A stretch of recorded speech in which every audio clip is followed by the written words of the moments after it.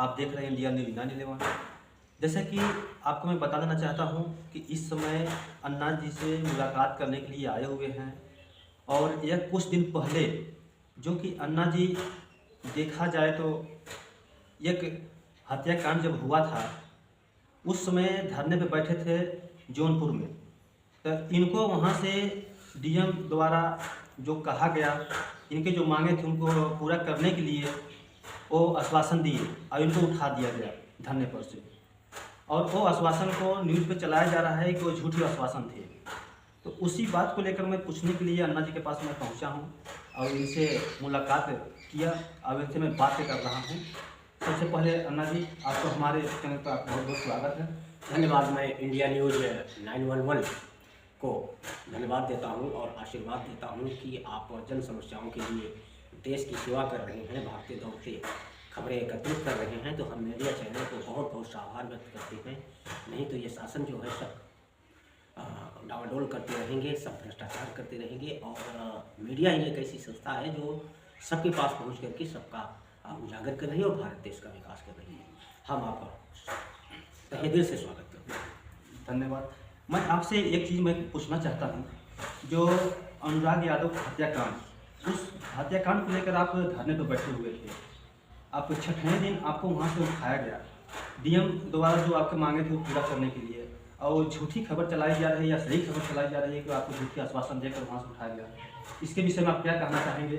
क्या वो बुलडोजर चला कि उनको जो आप मांगे किए थे उनको मिला कि अभी तक नहीं मिला? धन्यवाद। आपने जो समाचार बना रहे हैं वो बहुत बेहतर समाचार है और प्रश्न भी आपका बड़ा ही बेहतर है।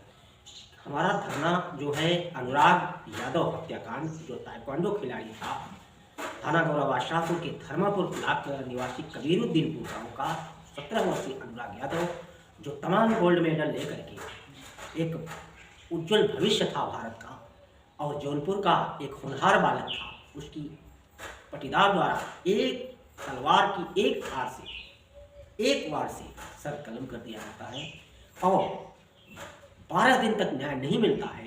तब 13वें दिन में आमरण अनशन शुरू कर देता और 12 दिन तक जो है मात्र प्रशासन हिला हवाली कर रहा था, एक दूसरे के ऊपर उड़ा दिए थे। इसके बाद यादव का मामला, तो ये सब मेरे समझ में नहीं आया कि प्रशासन जो है बहुत ही हिलावाली कर रहा है और तलवारबाजी हमारे देश में ये बहुत गलत काम है और यह तालिबानी प्रथा है। ईरान इराक के सद्दाम हुसैन को फेल कर रहा है। तो हम बहुत निष्कर्ष वहाँ निकाले तो सारा आप 4 दिन तक वहाँ बैठे रहे उस कबीरुद्दीनपुर गांव में, रोज ज़्यादा था और शासन प्रशासन और घर वालों की बात सुनता रहता था। तब मैंने निष्कर्ष निकाला कि जितने भी लोग आ रहे हैं मात्र शोक संवेदना व्यक्त कर रहे हैं, आ रहे हैं और अपना शासन के प्रति दो शब्द कह करके जा रहे हैं और परिवार के प्रति, लेकिन निर्णायक लड़ाई कोई नहीं लड़ रहा। इसलिए मैं निर्णायक लड़ाई के मूड में आ गया और मैंने 13वें दिन आमरण अनशन किया। 13 दिन के पहले 2 दिन पहले शनिवार था, उस दिन मैं जिलाधिकारी के पास गया था कि हम धरना करेंगे, लेकिन जिलाधिकारी की अनुपस्थिति हुई, जिलाधिकारी नहीं पहुंचे, उस दिन नहीं रहे तो ज्ञापन मैं नहीं दे पाया। तो शनिवार इतवार भी था, सोमवार को मैंने दिया। तो सोमवार 13 दिन हमारा धरना चरम पे पहुंचा, क्योंकि आमरण अनशन एक ब्रह्मास्त्र होता है। जैसे देवताओं के पास ब्रह्मास्त्र है, वही आमरण अनशन एक ब्रह्मास्त्र होता है। इसका प्रयोग बहुत कम करना चाहिए, नहीं तो ये रिवर्स मार सकता है और ब्रह्मास्त्र चलाना नहीं चाहिए। आमरण अनशन सफल नहीं होता, किसी का सफल नहीं होता, वो बहुत विशेषज्ञ होते हैं, उन्हीं का सफल होता है जो वास्तव में करो या मारो करते हैं ना।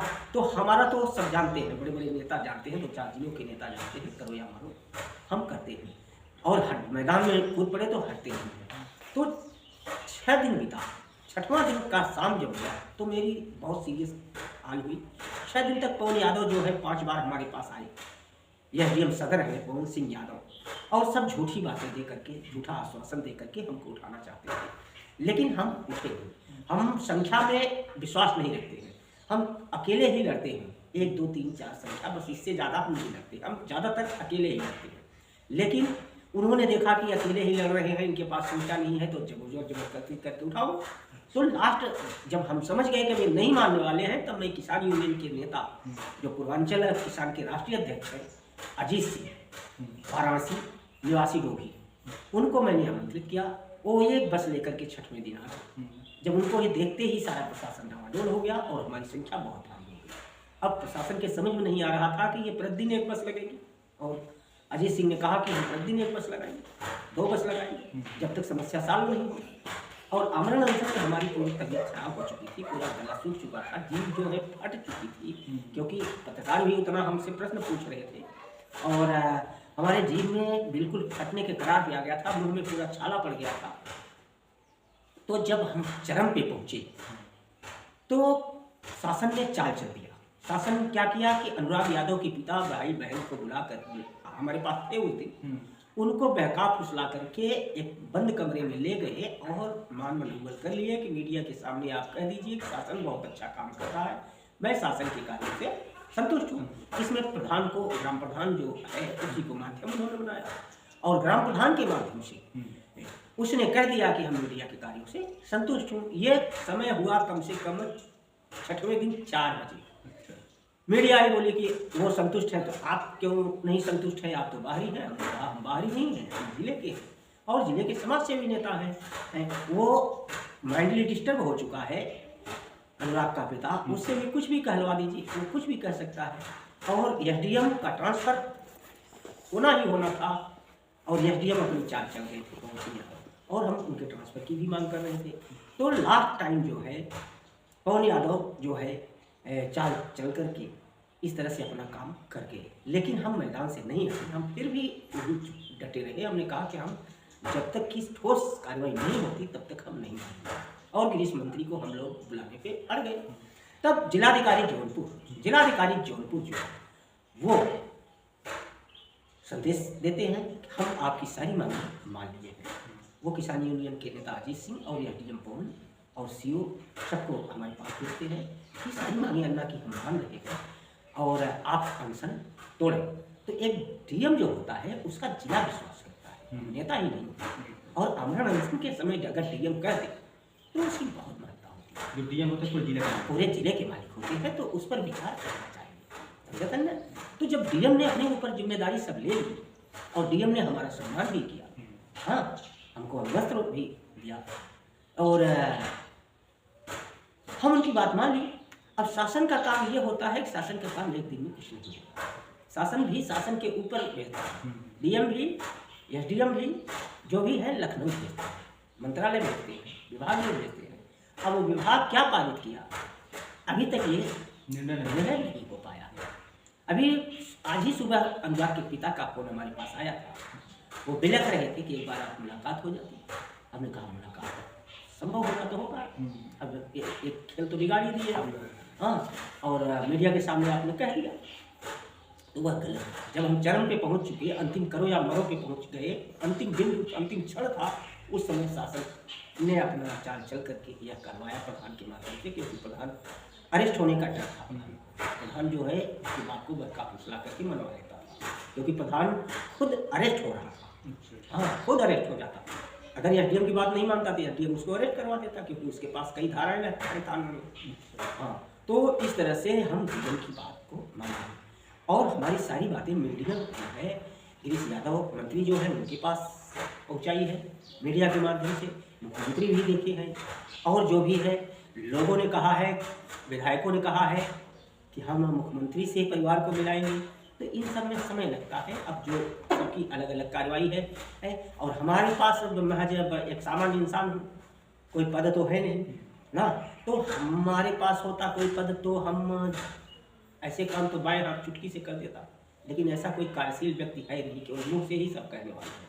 मिलाना होता तो मिला दिए होते, कोई बड़ी बात नहीं थी। मुख्यमंत्री से परमिशन ले, वहाँ परमिशन ऑफिस से परमिशन लेके मुख्यमंत्री से मिला देते, जैसा कि उस गांव के विधायक हैं जगदीश नारायण राय जी, धनंजय सिंह भी कहे कि हम भी मिलवाएंगे, तुलसी जी आ जाएंगे, नहीं मिला। अखिलेश भी आने वाले थे, उनके जितने नेता बोल रहे थे कि अखिलेश जी चुनाव खाली पाएंगे आएंगे, वो सब नहीं आए।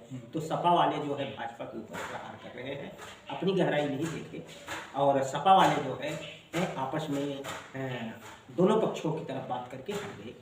लेकिन हम लोग अन्ना हजारे वाले जहाँ लड़ जाते हैं वहाँ पे करते हैं। यही अन्ना जी हैं, और जिस समय धरने पर बैठे हुए थे देखा 13 से 14 दिन हो गया था, कोई इंसाफ नहीं मिल रहा था।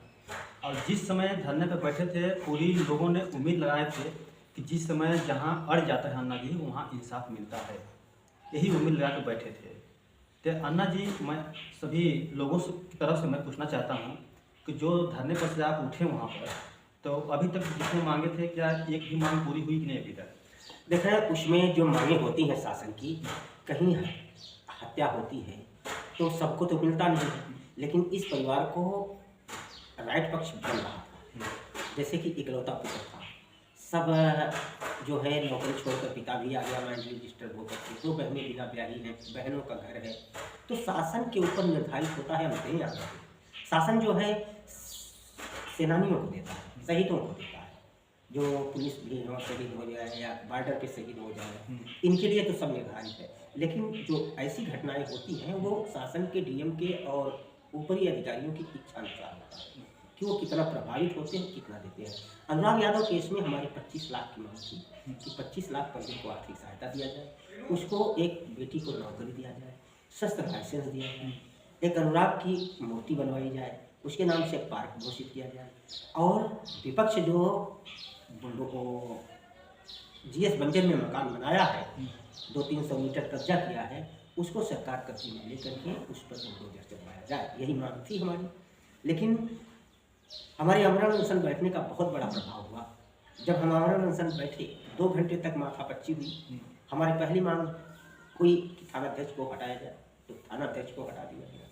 हमारी दूसरी मांग रही कि मकान पर बुलडोजर चलाने की क्रिया शुरू की जाए, तो तहसीलदार द्वारा एक नोटिस चिपकाया गया, नोटिस चिपका दिया गया तहसील कि हम 25 तारीख तक आप अपना पक्ष रखें, 25 तारीख के बाद पक्ष नहीं रखते हैं तो आपको अग्रिम कार्रवाई हम तहसीलदार सदर करेंगे। 80,000 जुर्माना भी लगाया था मकान बनाने के एवज में या ज़मीन कब्जा करने के एवज में। तो वो सब क्रिया हो गई 25 को। इसके बाद दीवानी न्यायालय में कल मुकदमा था, दोनों पक्ष अपना अपना पक्ष रखे होंगे। अब जितना भी जस्टिस आगे समय लिया होगा या दिया होगा, ये जस्टिस के ऊपर है, न्यायालय का मामला है। न्यायालय में मामला लंबित हो जाता है और न्यायालय के सुप्रीम कोर्ट के आदेश के अनुसार आप बुलडोजर नहीं चला सकते जब तक कि न्यायालय का आदेश ना हो ना। तो आपकी ज़मीन सरकार की है, सरकार 40 वर्षों से उसी ज़मीन पर मुकदमा लड़ रही है। तो कैसा ठोस प्रमाण पेश कर रही थी कि मुकदमा 40 वर्ष हुआ, आज गारंटी के साथ कह रही है हमारी ही ज़मीन है। तो लंबित मुकदमा 40 वर्ष चला कैसे? तो ये सरकार के अधिकारियों की गलती है, सरकार के लेखपाल, तहसीलदार, सीओ, कानूनी, ये सब जो है पैसा लेकर के भ्रष्टाचारी हैं। भारत वालों को बेवकूफ़ बना रहे हैं, जौनपुर वालों को बेवकूफ़ बना रहे हैं। जौनपुर वाले बहुत सीधे साधे व्यक्ति होते हैं, सबको भैया कह करके पुकारते हैं। ये बाहर के अधिकारी जो आते हैं जौनपुर में, ये लूटम खसोट करते हैं और इतना लूटम खसोट करते हैं कि जौनपुर वालों को हमेशा बर्बाद करने के पर तुले हुए हैं। जबकि जौनपुर बहुत अच्छी जगह है और सब यहाँ पढ़ने लिखने वाले हैं, मेहनत मजदूरी करने वाले हैं। लेकिन जो बाहर के अधिकारी हैं अधिकार पा जाते हैं यहाँ, तो यहाँ पे मामला उलझा करके बहुत पैसा वसूलते हैं। सारा बात अधिकारियों के ऊपर है, भ्रष्टाचार अरे अधिकारी कर रहे हैं, हमें न्याय नहीं मिल रहा है। हम लोग चाहते हैं कि सरकार से कि इस पर कोई ठोस कदम उठाया जाए और डीएम जो है वह एक अच्छे इंसान है। अगर अनुराग जैसी हत्याकांड में सहायता नहीं मिलती है तो ऐसे डीएम को बर्खास्त कर देना चाहिए, समझ गए ना? क्योंकि आप डीएम, ऐसे डीएम जिन्होंने अपनी आंख से देखा उस सर को, धड़ को, दोनों अपने आंख से देखा, सबके आंखों में आंसू था। उस समय तो डीएम भी आक्रोशित हो गए, कहे बुलडोजर लाओ, डीएम गिरा देते हैं। तो इस तरह से अगर अनुराग के पिता के साथ न्याय नहीं होता है तो बेशक डीएम जिम्मेदार है, जिलाधिकारी जौनपुर जिम्मेदार है। तब उनको तत्काल अन्य डीएम के पद पर अन्य जगह नहीं रखा जाना चाहिए। इस तरह से अनुराग का मामला चल रहा है और जैसे ही अभी हम लोग फिर सर्वे में जाएंगे, 1 महीने बाद जाएंगे तो 1 महीने बाद पोजीशन देखेंगे। शासन द्वारा एक आवास लिखा गया है, एक हैंडपाइप लिखा गया है और एक शौचालय लिखा गया है, सॉलाइट लिखा गया होगा। शासन थोड़ी बहुत ज़मीन भी देता है ऐसे हत्या पर, जैसा कि सेना को भी देता है शहीद होने पर। तो पता नहीं क्या क्या लिखे हैं, मिलेगा कि नहीं मिलेगा ये समय